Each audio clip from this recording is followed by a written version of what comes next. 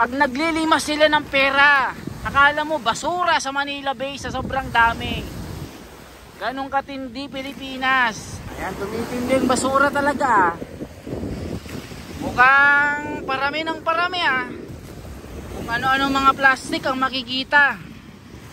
Ano ba, bayang Pilipinas? Kailan ka ba uusad? Kailan ka ba uuna sa mga bansang karatig natin? Mga kapitbahay natin ang yayaman na. Bakit Pilipinas? Mahirap ka pa din. Bayan kong Pilipinas, ano na? Kikita nyo, iba't ibang uri ng basura. Karamihan yung mga baso na plastic. Yung galing sa mga fast food, mga kape, mga shampoo, mga sachet ng kung ano-ano. Yan no. Tsinelas, kawayan. Ano pang meron? Kung pera ito, kanina pang wala ito. Naubos lahat ito. Pag mga ginto ito, kanina pa nawala. Magandang araw mga kababayan. Ngayon ay hapon, August 9, dito sa Manila Bay Dolomite Sand. At nandito tayo sa may gilid mga kababayan. Ganito po ang situation dito. Katatapos lang po ng malakas na ulan dito mga kababayan. At maraming mabibili. Business as usual po dito.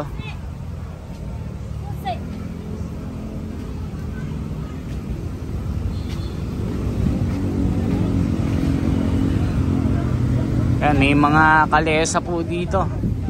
Lakad po tayo mga kababayan.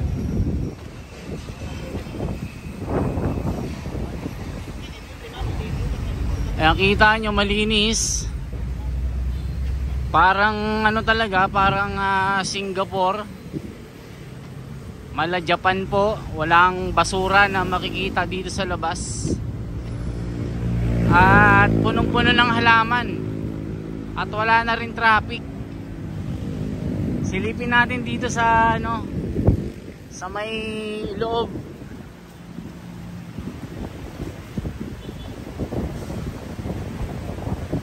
Grabe man. Grabe pala sa loob, pala Boracay.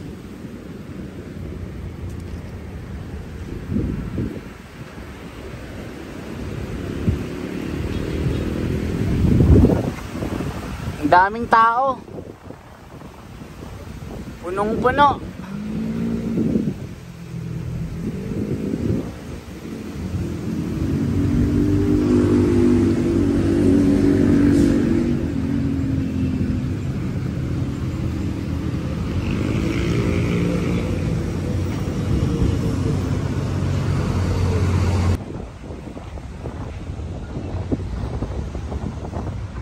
Alas 3 po ng hapon, August 9 mga kababayan.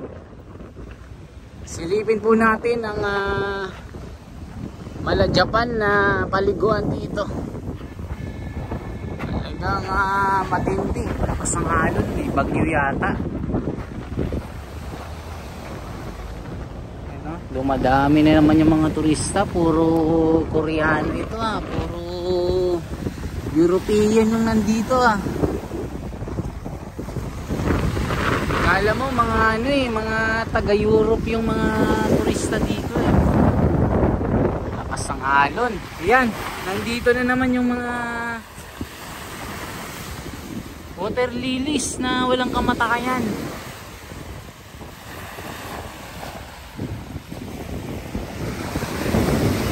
Ito yung pinaka problema dito. Dahil yung dinadaanan nito mga kababayan, itong boundary ng dito sa Pasig. Dahil ang Pasig ay tinutubuan niya ng maraming mga water lilies at mga damot, mga basura. So, check natin dito. Grabe Araw-araw nililinis, araw-araw din may basura. Ganun po katindi dito mga kababayan. Diba araw-araw na may naglilinis. Araw-araw din na isang damakmak na basura yung nandito. Galit na galit din yung yung alon. Buti tumigil na po yung ulan. Kanina talagang kala mo babaha na naman ang Carina. Grabe talaga mga kababayan, no. Kailan kayo matatapos ang problema natin sa basurang ito? Hanggang sa dulo puntahan natin. Kanina nalinis lang ito, ngayon meron na naman. Kaya ano kaya yung mga solusyon, yung mga rekomendasyon nyo mga kababayan, sabihin nyo po. Para maibigay sa mga kinauukulan, bakit nananatili ang mga basura? Kinukuha, bumabalik din. Meron bang nagtatanim ng basura dito? Sabihin nyo mga kababayan, planted ba ang mga basura? Kasi nililinis. Kanina malinis, so ngayon meron na naman. Ano to, lokohan? Grabe ano. Tuloy-tuloy lang tayo mga kababayan. Hanggang doon. Grabe nang bakbakan sa politika ngayon. BP Sara versus PBBM. Nagulat ang buong mundo nang binardagol ni BP Sara ang PBBM admin dahil daw sa mga issue sa lahat ng aspeto. Ang tindi ng mga binitawan mga kababayan. Yung unang vlog ko, mini documentary since 2019 to 2022, itong Manila Bay. I-check nyo kung anong itsura, then up to present.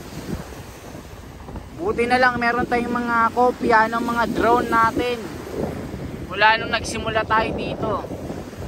During era Estrada pa, meron tayong mga kuha. During Secretary Simato, during Secretary Simato ng DNR, meron tayong mga kopya. Araw-araw nagpupunta siya dito, lumulundag sa mga matataas na pader, sumusuot sa mga imburnal, para lang tapalan ng mga kanal na nagtatapon ng mga waste sila dito dyan sa urban area. Matindi. Kaya nung panahon, malinis ito, crystal water. Yung pati alon, talagang kala mo umaawit na kumukumpas. Sabi niya, pagod na ako. Pagod na. Kasi mahal kita. Ganon.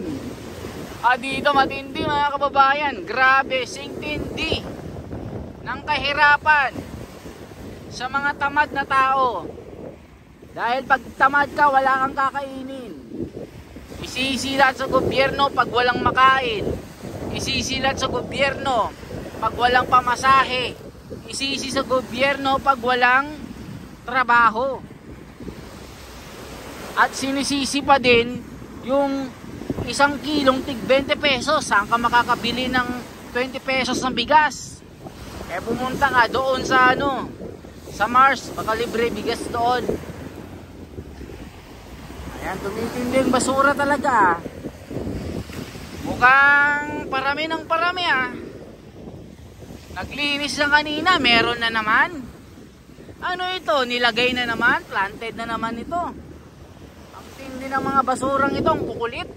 Kala mo mga marites sa kalye na walang tigil ang bibig sa kakachismis. Kaya minsan ayaw kong lumabas kapag kakamalan na akong artista. O mga kababayan, grabe. Kailangan pumunta na ang mga milyon-milyon na tao dito. Maglinis tayo mga kababayan. Ayan Kikita nyo, iba't ibang uri ng basura. Karamihan yung mga baso na plastic, yung galing sa mga fast food, mga kape, mga shampoo, mga sachet ng kung ano-ano. Yan tsinelas, kawayan, ano pang meron. Kung pera ito, kanina pang wala ito, naubos lahat ito. Pag mga ginto ito, kanina pa nawala. Pag mga perang kumikinang ito, ubos. Kisap mata lang yan. Maglalaho yan na parang bula. Nakala mo budget na naglaho na parang usok.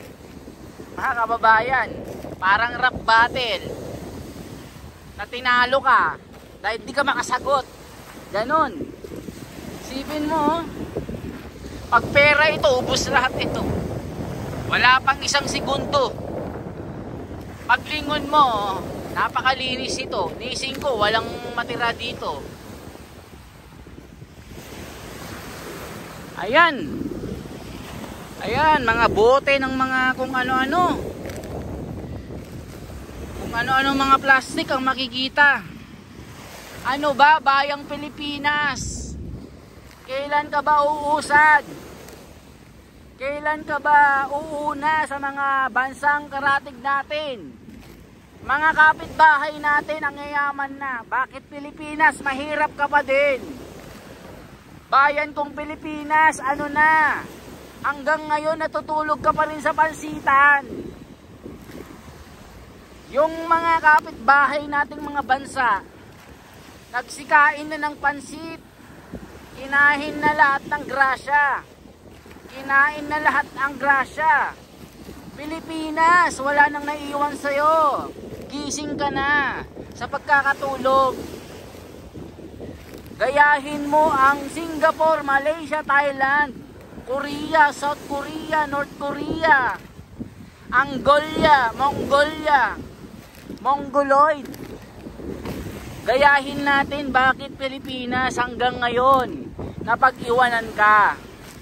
Ano bang kasalanan mo Pilipinas? Bakit hanggang ngayon dukha ka pa din? Ang yaman ng gobyerno natin.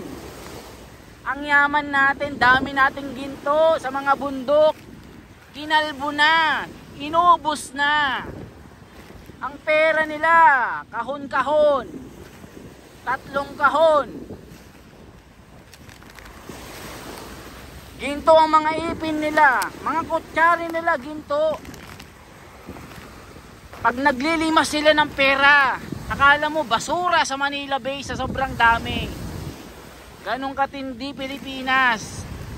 Kailan ka ba gigising sa iyong pagkakatulog? Kailan ka gigising sa pagkakatulog? Paggising mo, wala ka ng pagkain. Ganon katindi mga Pilipino. Sinisisi ang kahirapan dahil wala silang pera, wala silang trabaho. Eh di maghanap ka ng trabaho. Hanggat sa matanggap ka, maghanap ka. Wag yung tatamad-tamad ka eh. Gusto mo yung kumpanya pa ang kusang lalapit sa iyo eh. May ganun ba? Okay mga kababayan, kanina pa ako dito kaya salamat sa inyo. Kayo na pong bahalang magkomento dyan sa mga sinasabi ko.